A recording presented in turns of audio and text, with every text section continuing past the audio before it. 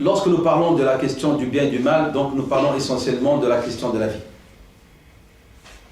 J'ai parlé donc de la relation de cette conception avec l'existence de Dieu subhanahu wa ta'ala. J'ai rappelé essentiellement que nous sommes les disciples d'un digne d'une religion. Et la religion est une religion de soumission à Dieu subhanahu wa ta'ala et en même temps à une croyance et une conviction. Toujours, je rappelle que le verbe, que ce nom din, ad-din, a pour racine deux verbes. Un transitif par la particule ba et un qui est transitif par la particule la. On dit en arabe dana bi, c'est croire en.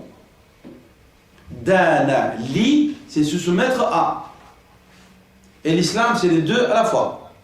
C'est une croyance en Dieu, subhanahu wa ta'ala, l'unique, en son messager Muhammad sallallahu alayhi wa sallam, et à l'islam, et avec toutes ses prescriptions et ses commandements. Ça, c'est la première. Wadana li, c'est se soumettre à Dieu et à ses commandements. Donc, c'est la combinaison entre les deux. Croyance et soumission.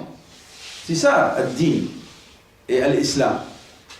Donc, et dans cette soumission et croyance, nous avons nos conceptions, je rappelle exprès. Et donc, lorsqu'on pose la problématique de al-khayr wa shar, du bien et du mal, c'est-à-dire nous parlons de la vie et du sens qu'on lui accorde, qu'on lui donne. Et nous avons un sens que nous donnons à la vie. On a, comme j'ai dit tout à l'heure, la conception de la vie, la conception de l'homme, la conception de l'univers, la conception de l'éthique, la conception du travail. On a 10 conceptions musulmanes. Mafhoum, on appelle ça en arabe. Mafhoum al-islami. Pour telle chose, telle chose, telle chose. Et toutes ces conceptions, normalement, nous devons les avoir connues et intégrer dans notre façon de voir les choses, de les évaluer et de les vivre. C'est fondamental. Sinon, on va être en rupture avec ce que Dieu veut de nous et ce qu'il nous dit. Et après, on dit, et comme j'ai dit, on voit des situations qui sont surprenantes, comme j'ai dit tout à l'heure. Selon l'islam, il est hors question qu'un ou qu'une musulmane se suicide. Ça n'a pas de sens. Parce que Dieu, dans le Coran, dit clairement que ne désespère de Dieu que les gens mécréants. La yay'asu min rawhillahi illa al-qawmul kafirun. Ne désespère de Dieu que les gens mécréants. Que veut dire mécréant? Celui qui a renié ou que toute la vérité lui est cachée. Il ne la voit pas. Un musulman et une musulmane, ses valeurs, ses préceptes, ses conceptions sont évidentes pour lui ou pour elle. Le désespoir est synonyme de quoi? D'absence de Dieu dans votre vie. Celui qui a Dieu dans son cœur, avec certitude, il ne tombera jamais dans le désespoir. Jamais. Sachez-le. Donc, la question que nous devons savoir est la suivante. Est-ce que, j'en ai effleuré tout à l'heure lorsque j'ai parlé du hadith de Rasul sallam, que l'exemple de la vie, c'est comme un homme, un voyageur qui s'est arrêté à l'ombre d'un arbre pour faire sa sieste, et puis après il s'est relevé et il a continué son chemin. Ce que nous devons nous poser, chacun d'entre nous, et demander à l'islam de nous répondre à cette question, est-ce que la vie est un but en elle-même? Est-ce que c'est une finalité en elle-même ou non? En arabe, on dit hal al-hayatu ghayatun li dhatiha am la. D'une autre manière, pour les frères et les sœurs qui font des études supérieures, est-ce que la vie est un but stratégique pour le croyant et la croyante ou non? Le but stratégique, c'est-à-dire le but final que vous recherchez. Selon nous les musulmans, la vie est un but d'étape. Il n'est pas final. هي مرحلة الحياة الدنيا مرحلة وليست غاية الغاية. C'est pas la finalité, c'est pas le but final de la vie des croyants. Ça, c'est une réponse très claire dans notre religion. قال صلى الله عليه وسلم الدنيا مطية إلى الآخرة. Le prophète paix sur lui a dit la vie d'ici-bas je vais traduire littéralement exprès le mot qu'elle a utilisé, est une monture que l'on prend pour atteindre l'au-delà. Matiya, c'est ce que vous montez. Voiture, un cheval, tamtatiha, moyen. Vous la prenez pour qu'elle vous aide à parvenir à l'au-delà. Pourquoi? Parce que c'est elle le champ de travail de la bourre. Mais il n'y a pas de récompense ici, rien du tout. La vie d'ici-bas, c'est une demeure d'œuvre, de travail, sans récompense. Et la vie dernière, c'est un lieu de récompense sans travail, sans labeur. Daru amal, bila jaza, wal akhira daru jaza, bila amal. Donc ça, c'est la première chose. Pour le non-croyant, la vie d'ici-bas, j'ai dit, elle est un but final pour lui. Surtout celui qui est existentialiste, il ne croit pas en d'autres vies que celle-ci. C'est normal, il se focalise, tout son intérêt, c'est la réussite professionnelle, la réussite matrimoniale, la bonne santé. Donc sa vie tourne autour de quoi? De ce corps et de ses passions et de ses désirs. Il n'y a pas autre chose que ça.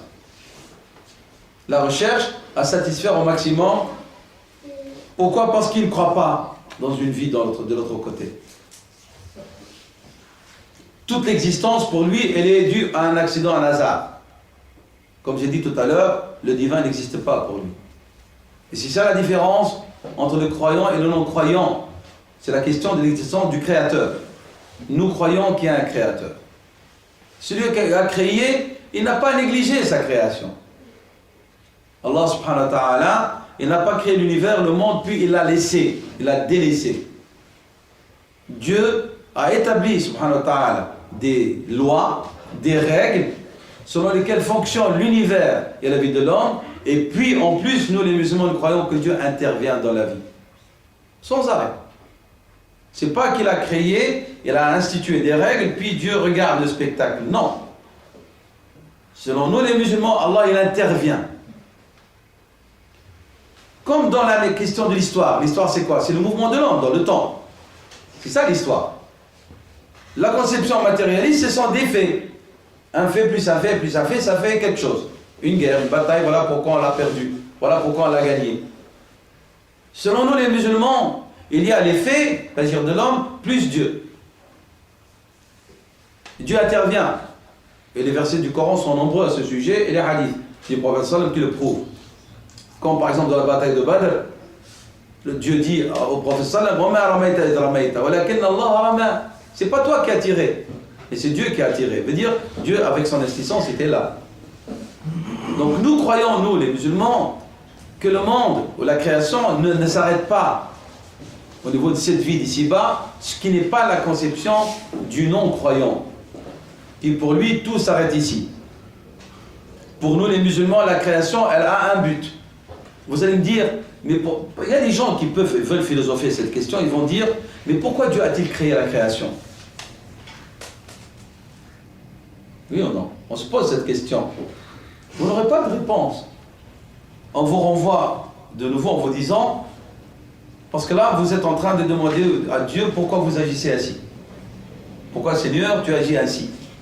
Et dans Surat Al-Anbiya, Dieu dit, Dieu n'est pas interrogé sur ce qu'il fait, eux ils sont interrogés. Vous savez pourquoi? Parce que si on interroge Dieu, il n'est plus Dieu.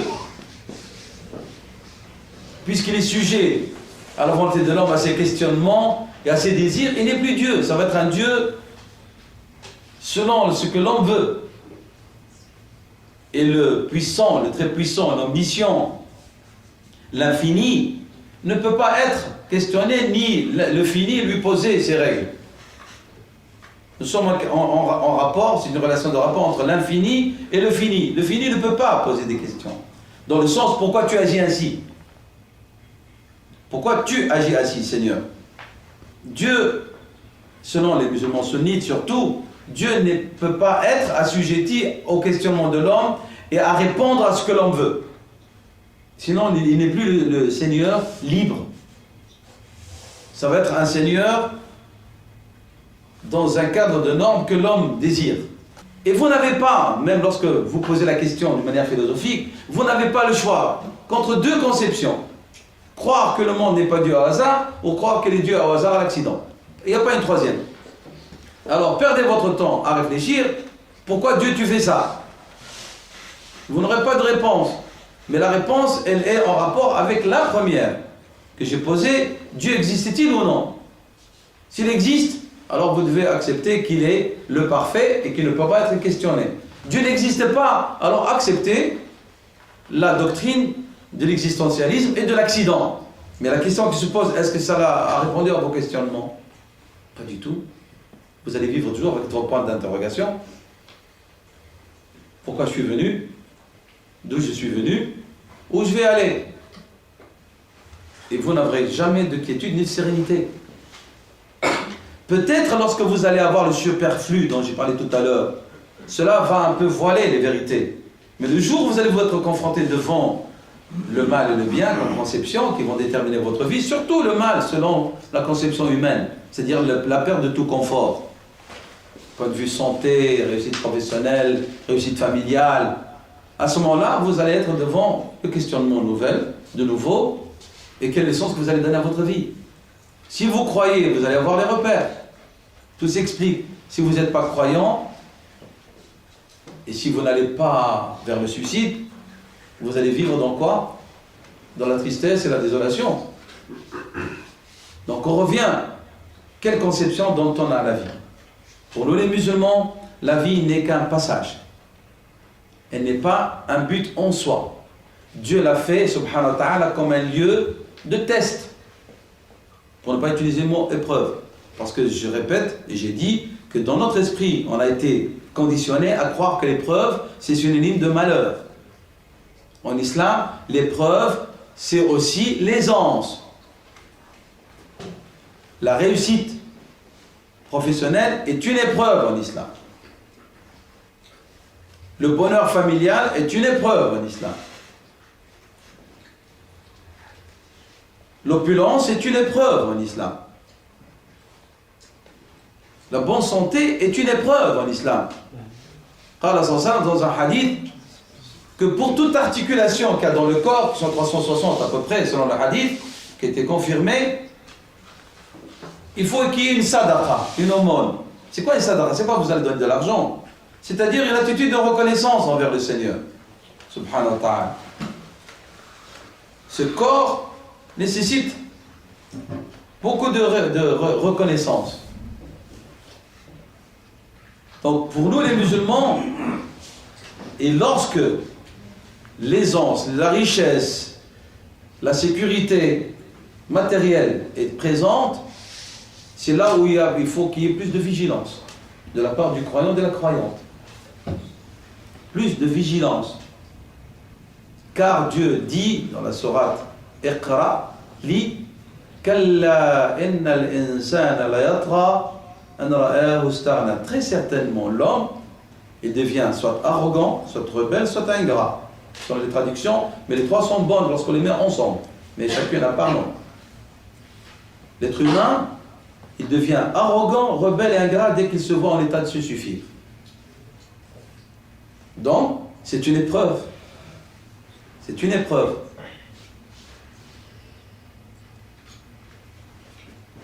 Je pense, avec certitude, que lorsqu'on lit le Coran avec méditation, d'une manière approfondie, et lorsqu'on lit avec méditation et réflexion sérieuse la vie du prophète sallallahu alayhi wa sallam, et le comportement de ses étudiants, qui étaient ses compagnons, qui ont bien compris l'islam et l'ont exercé dans leur vie, qu'un musulman ou une musulmane ne peut pas se déclarer malheureux dans cette vie d'ici-bas, malgré tout ce qui peut l'affecter.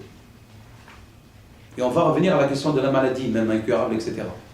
Même s'il est atteint par une maladie incurable, les vrais croyants et croyantes ne peuvent pas parler de désespoir, de tristesse, de malheur dans cette vie d'ici-bas. Ceux qui ont bien compris l'islam et ses conceptions. On est loin, j'insiste, d'avoir acquis cette conception. D'où le questionnement qu'on entend autour de nous sur ces questions essentielles qui normalement devraient être résolues depuis longtemps. nous devons savoir que aussi nous sommes des mortels. Celui qui a un début a nécessairement une fin. C'est une règle.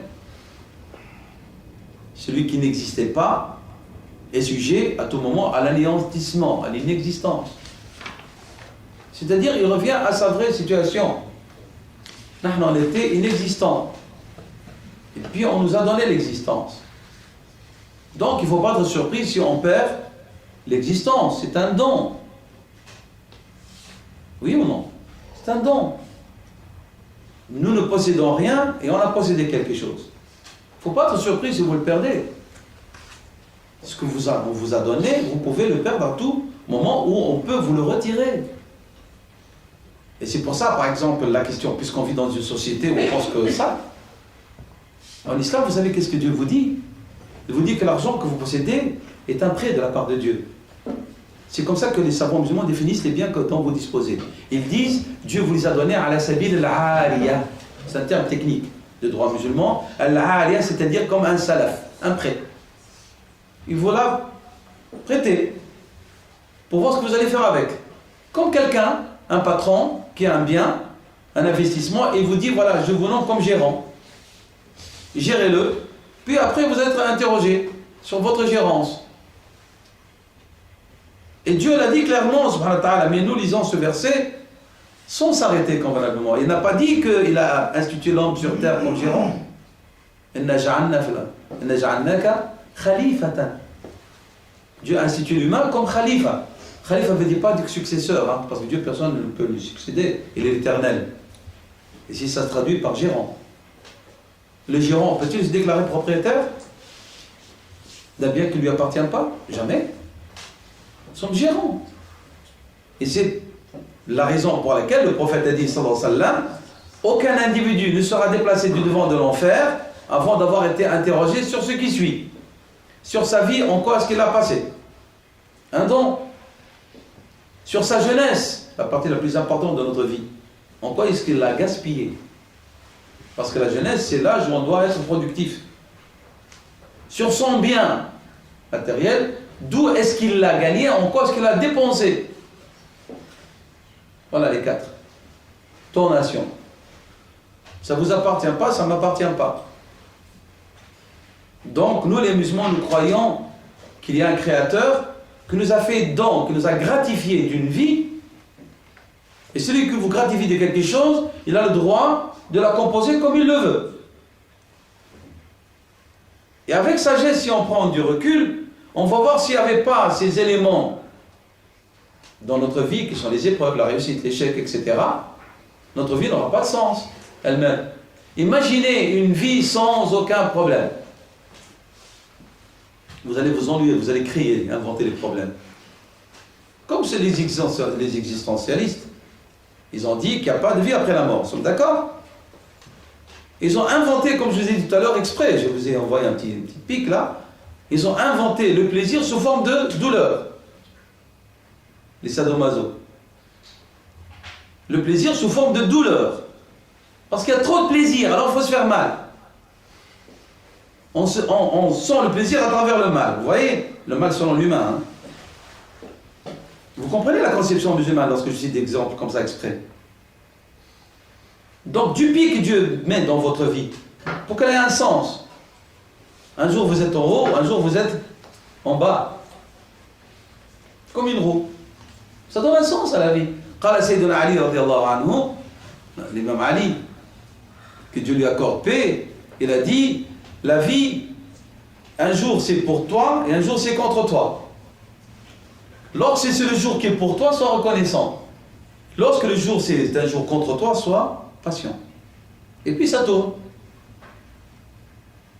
La vie n'est pas un fleuve tranquille, hein, ça n'existe pas, c'est pas vrai. S'il n'y avait pas les vagues, le mouvement des vagues, l'eau n'avancera jamais, oui ou non? Il y aura stagnation, il y aura même pourriture de l'eau. Pour que l'eau devienne une eau pure, il faut qu'elle soit sujette à mouvement. S'il n'y a pas de mouvement, il n'y a pas de vie. Si votre vie n'est pas mouvementée, il n'y a pas de vie. Vous allez l'inventer. Le mouvement, vous allez l'inventer. Mais d'une manière catastrophique.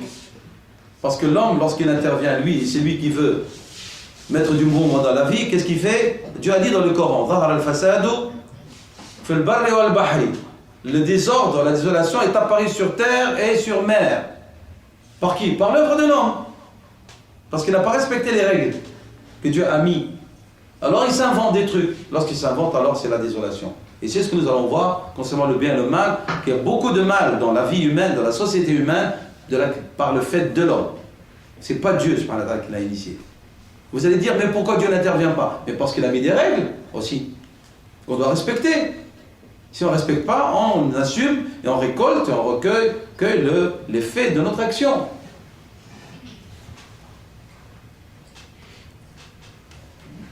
Cette vie qui est un don de Dieu, subhanahu wa ta'ala, elle n'est pas une vie sans fin, hein, et deux, elle n'est pas une vie déterminée, que tout le monde forcément doit vivre 70 ans ou 100 ans. Non.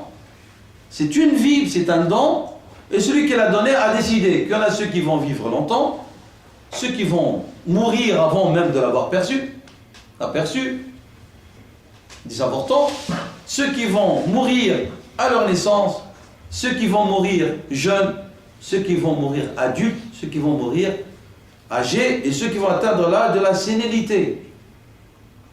Exprès. Pour que ça nous montre que c'est un don. Celui qui l'a donné, il a décidé comment est-ce qu'elle fonctionne. Donc nous ne sommes pas tous abonnés à une centaine d'années. Pas du tout. On n'est pas abonné à un siècle. Elle peut intervenir à tout moment, la mort. C'est un don. Le poète a dit la mort, elle vient par surprise. Mais voilà, la conception musulmane est la tombe et la caisse des œuvres. Il y a une continuité de l'autre côté. Elle ne s'arrête pas là.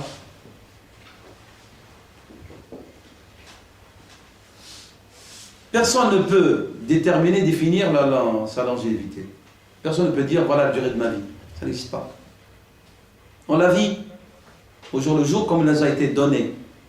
Mais le croyant, il sait qu'elle peut s'arrêter à tout moment. C'est pour ça qu'il fait des provisions. Comme ce voyageur. En s'adressant à ses compagnons, voyez-vous, si vous partez en voyage, préparerez-vous des provisions? Ils ont dit certes au messager de Dieu. Alors le prophète a dit, qui dites-vous alors du voyage de l'éternité? Si je pars en voyage, combien de jours vous passez lorsque vous allez partir au Maroc? Votre père et votre maman, depuis un mois, s'articulent les cadeaux, la nourriture, et la voiture, le mécanicien, l'argent à prendre, etc., etc. Prépare des provisions. Le prophète a dit, que dites-vous du voyage pour l'éternité, qui nécessite plus de provisions? Et la provision pour l'éternité, elle n'est pas argent. Dieu dit, faites vos provisions. Et la mère des provisions, c'est la crainte de Dieu. C'est ça. Donc, personne, j'ai dit, donc, ne peut déterminer la longueur de sa vie, puisque c'est un don. Nous, les croyants, nous sommes sûrs et assurés que notre vie ne s'arrête pas par notre mort. Notre prophète, paix sur lui, a dit, la tombe est la première station de l'au-delà. Al-Qabru awwalu manazil yawm al-qiyam. La tombe, la première station de l'au-delà. La mort ne met pas un arrêt à notre vie. Puisque telle est donc la vérité de l'homme et son essence, il faut donc comprendre le bien et le mal dans le cadre de cette conception de la vie. Elle ne s'arrête pas ici, c'est un don, c'est le donateur, c'est lui qui l'a déterminé, sa durée, et aussi comment s'est déterminé ses mouvements. À nous d'être conscients de cela.